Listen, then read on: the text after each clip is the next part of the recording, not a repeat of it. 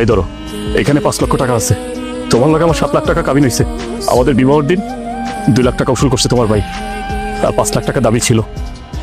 এখানে 5 লক্ষ টাকা আছে, এই তোমার কাবিনের টাকা।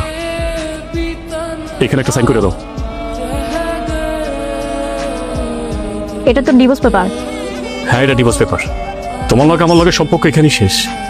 যেহেতু তুমি কাবিনের টাকায় আমার তো লয়ে গেছো, তাইলে তো আর তোমার লগে আমার সম্পর্ক থাকতে পারে না। তাই আমি ওই চিন্তা কইরা ডিভোর্সের কাগজ আমি রেডি করে লয়েছি।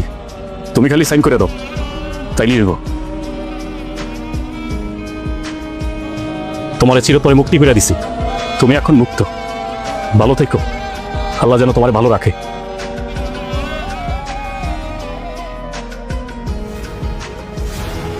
ভাইয়া, ভাবি, আল্লাহর নামটি দেখে যে এড়িয়ে যাবে তার মনের ইচ্ছা কখনোই পূরণ হবে না। তাই আল্লাহর এই নামটির জন্য একটি লাইক এবং সাবস্ক্রাইব করে যাও। আরে বোন, তুই কোনো কিছু কয় বলা ছাড়াই বললি? তুই তো ফুলও দেওয়া আইতে পারছি। ভাইয়া, ভাবি, আমি তোমাদেরকে ফোন দেওয়ার সুযোগ সুবিধা পাই নাই। আমি ওর বাসা থেকে একবারে চলে আসছি। একবারে চলে আসছিস মানে? কে তুই একবারে চলে আসছিস কে? অলরেডি তুই সারাসারি করে এসোস? হ্যাঁ ভাইয়া, এরকমটাই। এই লো ভাইয়া, এখানে আমার কাবিনের 5 লক্ষ টাকা আছে। কি কাজ বল? এখানে পুরো টাকা আছে? দেখি দেখি। হ্যাঁ, সত্যি তো। দেখছো, তোমার আমি আগে কইছিলাম না কাবিনে যদি বেশি করে টাকা ধরি লাভ কত?